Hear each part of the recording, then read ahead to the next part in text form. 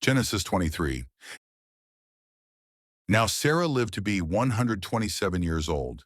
She died in Kiriath Arba, that is Hebron, in the land of Canaan, and Abraham went out to mourn and to weep for her. Then Abraham got up from beside his dead wife and said to the Hittites, I am a foreigner and an outsider among you. Give me a burial site among you so that I can bury my dead. The Hittites replied to Abraham, Listen to us, sir. You are God's chosen one among us. Bury your dead in the finest of our tombs. None of us will withhold his tomb for burying your dead. Then Abraham rose and bowed down before the people of the land, the Hittites. If you are willing for me to bury my dead, he said to them, listen to me, and approach Ephron, son of Zohar, on my behalf, to sell me the cave of Machpelah that belongs to him. It is at the end of his field. Let him sell it to me in your presence for full price, so that I may have a burial site. Now Ephron was sitting among the sons of Heth. So in the presence of all the Hittites who had come to the gate of his city, Ephron the Hittite answered Abraham, No, my lord, listen to me. I give you the field, and I give you the cave that is in it. I give it to you in the presence of my people. Bury your dead. Again Abraham bowed down before the people of the land and said to Ephron in their presence, If you will please listen to me, I will pay you the price of the field. Accept it from me, so that I may bury my dead there. Ephron answered Abraham, Listen to me, my lord. The land is worth 400 shekels of silver, but what is that between you and me? Bury your dead. Abraham agreed to Ephron's terms and weighed out for him the price he had named in the hearing of the Hittites, 400 shekels of silver, according to the standard of the merchants. So Ephron's field at Machpelah near Mamre, the cave that was in it, and all the trees within the boundaries of the field were deeded over to Abraham's possession in the presence of all the Hittites who had come to the gate of his city. After this, Abraham buried his wife Sarah in the cave of the field at Machpelah near Mamre, that is Hebron, in the land of Canaan. So the field and its cave were deeded by the Hittites to Abraham as a burial site. Genesis 24. By now Abraham was old and well along in years, and the Lord had blessed him in every way. So Abraham instructed the chief servant of his household, who managed all he owned, Place your hand under my thigh, and I will have you swear by the Lord, the God of heaven and the God of earth, that you will not take a wife for my son from the daughters of the Canaanites among whom I am dwelling, but will go to my country and my kindred to take a wife for my son Isaac. The servant asked him, What if the woman is unwilling to follow me to this land? Shall I then take your son back to the land from which you came? Abraham replied, Make sure that you do not take my son back there. The Lord, the God of heaven, who brought me from my father's house in my native land, who spoke to me and promised me on oath, saying, To your offspring I will give this land, he will send his angel before you, so that you can take a wife for my son from there. And if the woman is unwilling to follow you, then you are released from this oath of mine. Only do not take my son back there. So the servant placed his hand under the thigh of his master Abraham and swore an oath to him concerning this matter. Then the servant took 10 of his master's camels and departed with all manner of good things from his master in hand. And he set out for Nahor's hometown in Aram Naharim. As evening approached, he made the camels kneel down near the well outside the town at the time when the women went out to draw water. O Lord, God of my master Abraham, he prayed, please grant me success today and show kindness to my master Abraham. Here I am standing beside the spring, and the daughters of the townspeople are coming out to draw water. Now may it happen that the girl to whom I say, Please let down your jar that I may drink, and who responds, Drink, and I will water your camels as well. Let her be the one you have appointed for your servant Isaac. By this I will know that you have shown kindness to my master. Before the servant had finished praying, Rebekah came out with her jar on her shoulder. She was the daughter of Bethuel, son of Milcah, the wife of Abraham's brother Nahor. Now the girl was very beautiful, a virgin who had not had relations with any man. She went down to the spring, filled her jar, and came up again. So the servant ran to meet her and said, "Please let me have a little water from your jar." "Drink, my lord," she replied, and she quickly lowered her jar to her hands and gave him a drink. After she had given him a drink, she said, "I will also draw water for your camels until they have had enough to drink." And she quickly emptied her jar into the trough and ran back to the well to draw water until she had drawn water for all his camels. Meanwhile, the man watched her silently to see whether or not the Lord had made his journey a success. And after the camels had finished drinking, he took out a gold ring weighing a beka and 2 gold bracelets for her wrists weighing 10 shekels. "Whose daughter are you?" he asked. "Please tell me, is there room in your father's house for us to spend the night?" She replied, "I am the daughter of Bethuel, the son that Milcah bore to Nahor." Then she added, "We have plenty of straw and feed, as well as a place for you to spend the night." Then the man bowed down and worshipped the Lord, saying, "Blessed be the Lord, the God of my master Abraham, who has not withheld his kindness and faithfulness from my master. As for me, the Lord has led me on the journey to the house of my master's relatives." The girl ran and told her mother's household about these things. Now Rebekah had a brother named Laban, and he rushed out to the man at the spring. As soon as he saw the ring and the bracelets on his sister's wrists and heard Rebekah's words, "The man said this to me," he went and found the man standing by the camels near the spring. "Come, you who are blessed by the Lord," said Laban. "Why are you standing out here? I have prepared the house and a place for the camels." So the man came to the house, and the camels were unloaded. Straw and feed were brought to the camels, and water to wash his feet in the feet of his companions. Then a meal was set before the man, but he said, "I will not eat until I have told you what I came to say." So Laban said, "Please speak." "I am Abraham's servant," he replied.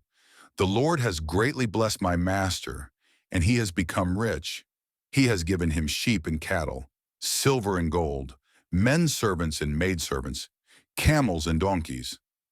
My master's wife, Sarah, has borne him a son in her old age, and my master has given him everything he owns. My master made me swear an oath and said, 'You shall not take a wife for my son from the daughters of the Canaanites in whose land I dwell, but you shall go to my father's house and to my kindred to take a wife for my son.' Then I asked my master, 'What if the woman will not come back with me?' And he told me, 'The Lord before whom I have walked will send his angel with you and make your journey a success, so that you may take a wife for my son from my kindred and from my father's house. And when you go to my kindred, if they refuse to give her to you, then you will be released from my oath.'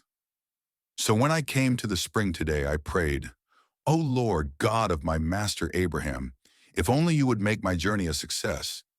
Here I am standing beside the spring.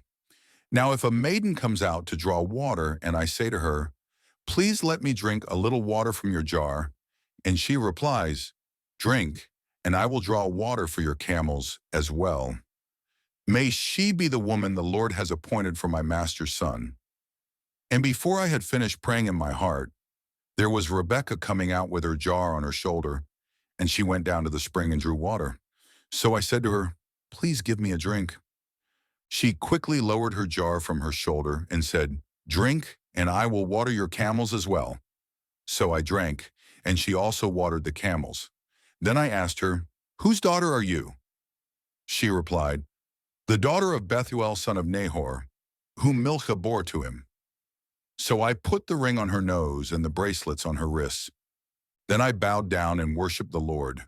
And I blessed the Lord, the God of my master Abraham, who led me on the right road to take the granddaughter of my master's brother for his son.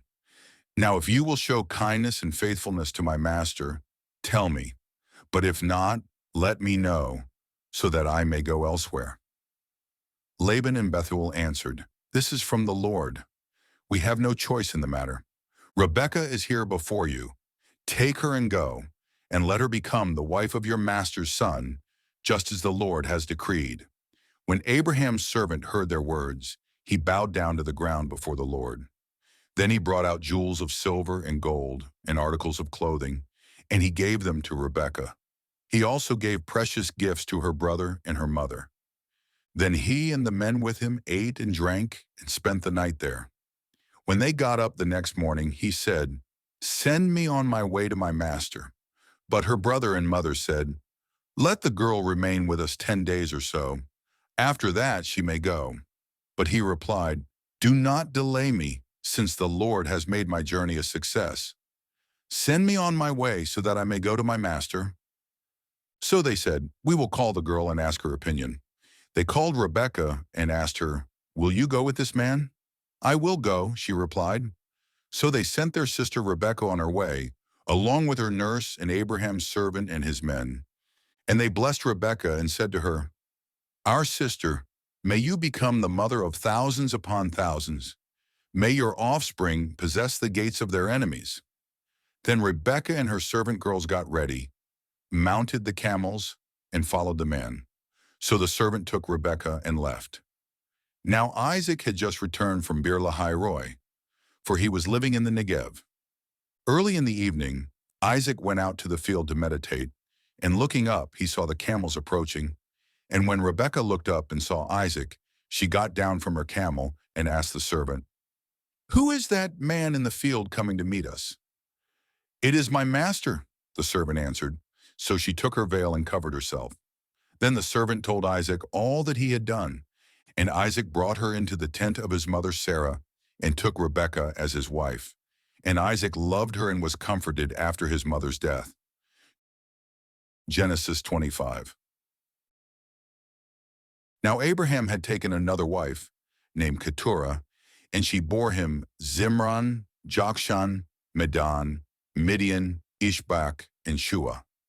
Jokshan was the father of Sheba and Dedan, and the sons of Dedan were the Asherites, the Letushites, and the Leomites. The sons of Midian were Ephah, Epher, Hanok, Abida, and Eldah. All these were descendants of Keturah. Abraham left everything he owned to Isaac. But while he was still alive, Abraham gave gifts to the sons of his concubines and sent them away from his son Isaac to the land of the east. Abraham lived a total of 175 years, and at a ripe old age he breathed his last and died, old and contented, and was gathered to his people. His sons Isaac and Ishmael buried him in the cave of Machpelah near Mamre, in the field of Ephron, son of Zohar the Hittite. This was the field that Abraham had bought from the Hittites. Abraham was buried there with his wife Sarah. After Abraham's death, God blessed his son Isaac, who lived near Beer Lahai Roi. This is the account of Abraham's son Ishmael, whom Hagar the Egyptian, Sarah's maidservant, bore to Abraham. These are the names of the sons of Ishmael in the order of their birth: Nebaioth, the firstborn of Ishmael, then Kedar, Adbel, Mibsam, Mishma, Dumah, Massa, Hadad, Tamah, Jetur, Naphish, and Kedemah.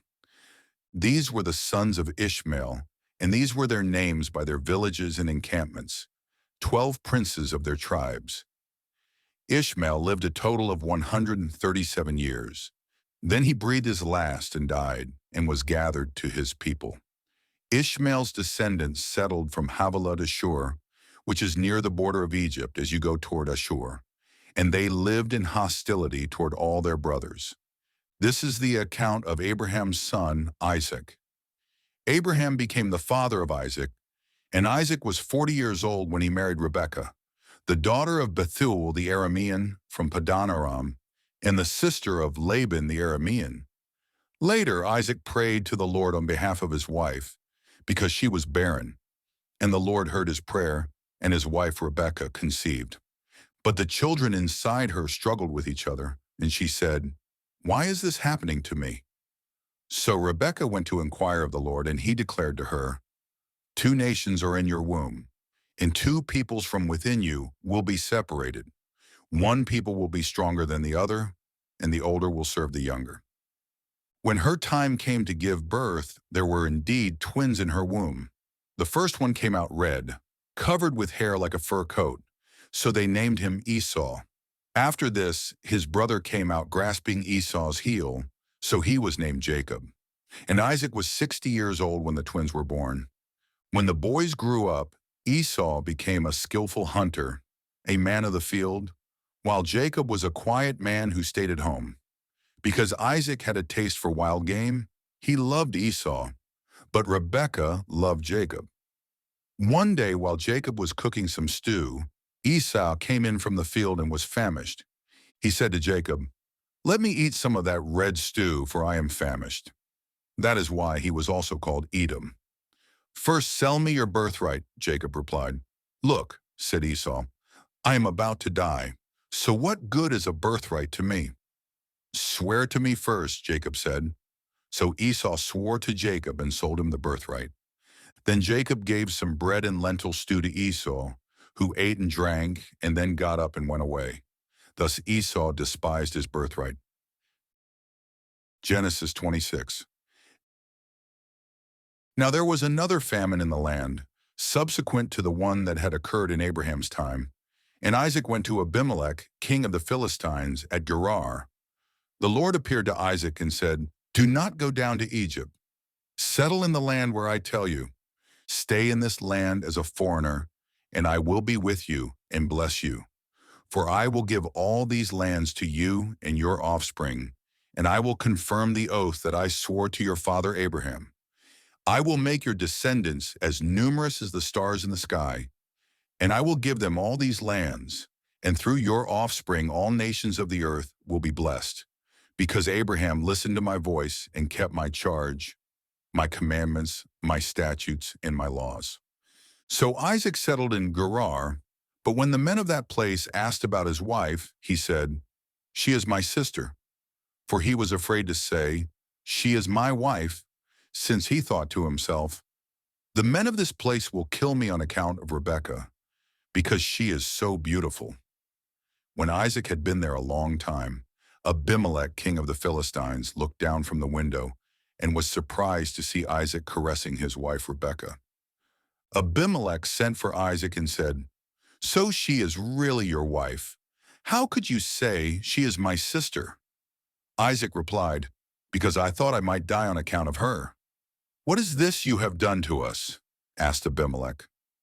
"One of the people could easily have slept with your wife, and you would have brought guilt upon us." So Abimelech warned all the people, saying, "Whoever harms this man or his wife will surely be put to death." Now Isaac sowed seed in the land, and that very year he reaped 100-fold. And the Lord blessed him, and he became richer and richer until he was exceedingly wealthy. He owned so many flocks and herds and servants that the Philistines envied him. So the Philistines took dirt and stopped up all the wells that his father's servants had dug in the days of his father Abraham. Then Abimelech said to Isaac, "Depart from us, for you are much too powerful for us." So Isaac left that place and encamped in the valley of Gerar and settled there. Isaac reopened the wells that had been dug in the days of his father Abraham, which the Philistines had stopped up after Abraham died.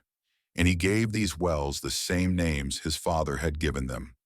Then Isaac's servants dug in the valley and found a well of fresh water there. But the herdsmen of Gerar quarreled with Isaac's herdsmen and said, "The water is ours." So he named the well Esek, because they contended with him. Then they dug another well and quarreled over that one also, so he named it Sitnah. He moved on from there and dug another well, and they did not quarrel over it. He named it Rehoboth and said, "At last the Lord has made room for us, and we will be fruitful in the land." From there Isaac went up to Beersheba, and that night the Lord appeared to him and said, "I am the God of your father Abraham. Do not be afraid, for I am with you. I will bless you and multiply your descendants for the sake of my servant Abraham." So Isaac built an altar there and called on the name of the Lord, and he pitched his tent there. His servants also dug a well there. Later Abimelech came to Isaac from Gerar with Ahuzath his advisor and Phicol the commander of his army. "Why have you come to me?" Isaac asked them. "You hated me and sent me away." "We can plainly see that the Lord has been with you," they replied. We recommend that there should now be an oath between us and you. Let us make a covenant with you that you will not harm us, just as we have not harmed you but have done only good to you, sending you on your way in peace. And now you are blessed by the Lord." So Isaac prepared a feast for them, and they ate and drank. And they got up early the next morning and swore an oath to each other. Then Isaac sent them on their way, and they left him in peace. On that same day Isaac's servants came and told him about the well they had dug. "We have found water," they told him. So he called it Sheba, and to this day the name of the city is Beersheba. When Esau was 40 years old, he took as his wives Judith daughter of Beri, the Hittite, and Basemath daughter of Elon the Hittite. And they brought grief to Isaac and Rebekah. Genesis 27. When Isaac was old and his eyes were so weak that he could no longer see, he called his older son Esau and said to him, "My son." "Here I am," Esau replied.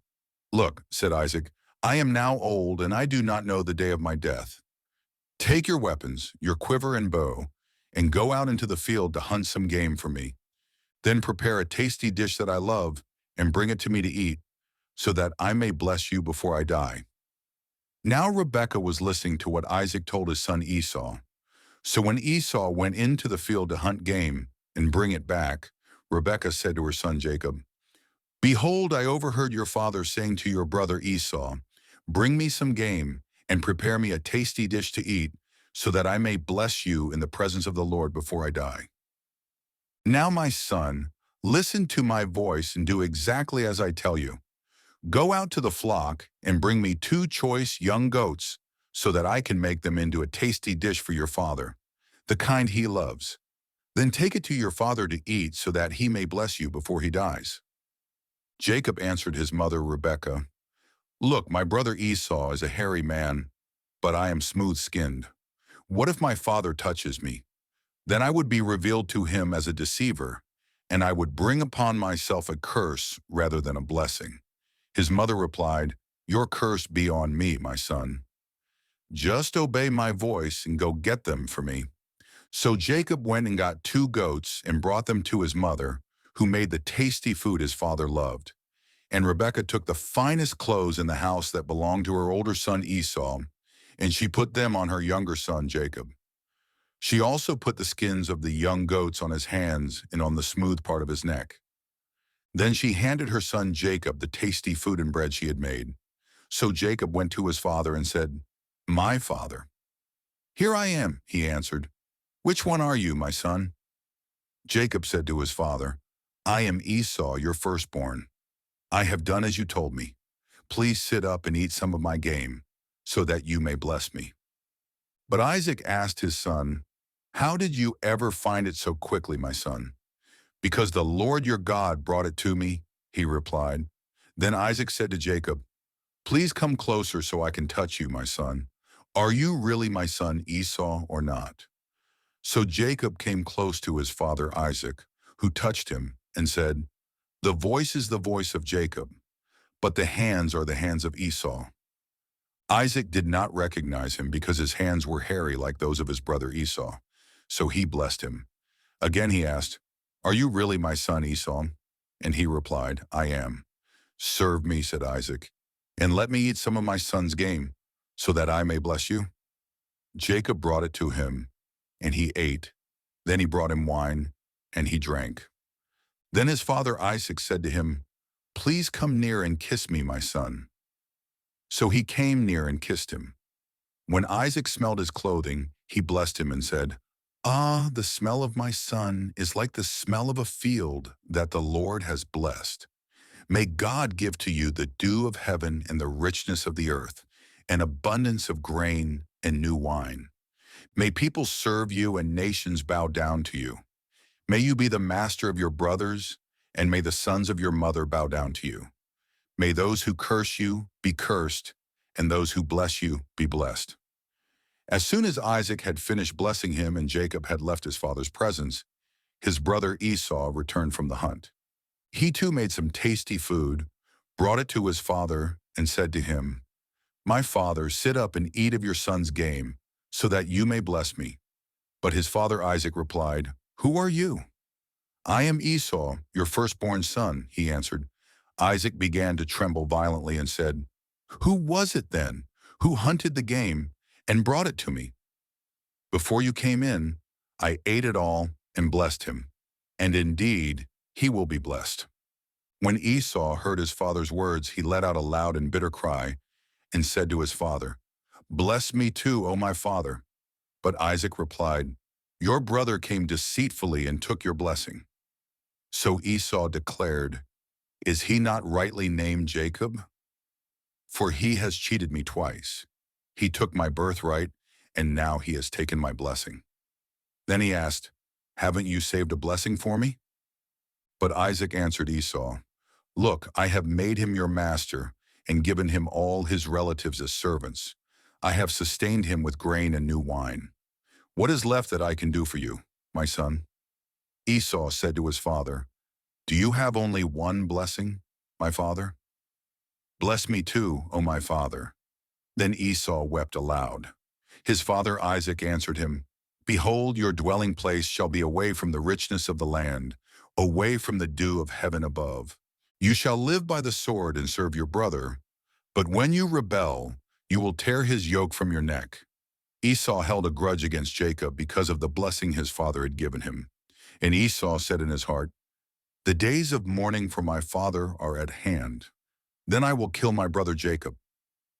When the words of her older son Esau were relayed to Rebekah, she sent for her younger son Jacob and told him, Look, your brother Esau is consoling himself by plotting to kill you. So now, my son, obey my voice and flee at once to my brother Laban in Haran. Stay with him for a while until your brother's fury subsides, until your brother's rage against you wanes and he forgets what you have done to him. Then I will send for you and bring you back from there. Why should I lose both of you in one day? Then Rebekah said to Isaac, I am weary of my life because of these Hittite women.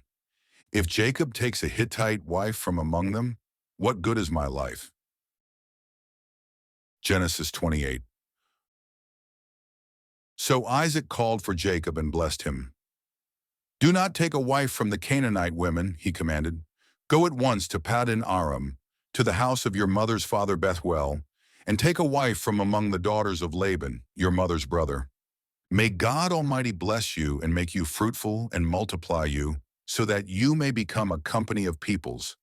And may he give the blessing of Abraham to you and your descendants, so that you may possess the land where you dwell as a foreigner, the land God gave to Abraham. So Isaac sent Jacob to Paddan Aram, to Laban son of Bethuel the Aramean, the brother of Rebekah, who was the mother of Jacob and Esau. Now Esau learned that Isaac had blessed Jacob and sent him to Paddan Aram to take a wife there, commanding him, Do not marry a Canaanite woman, and that Jacob had obeyed his father and mother and gone to Paddan Aram. And seeing that his father Isaac disapproved of the Canaanite women, Esau went to Ishmael and married Mahalath, the sister of Nebaioth and daughter of Abraham's son Ishmael, in addition to the wives he already had. Meanwhile, Jacob left Beersheba and set out for Haran. On reaching a certain place, he spent the night there because the sun had set. And taking one of the stones from that place, he put it under his head and lay down to sleep.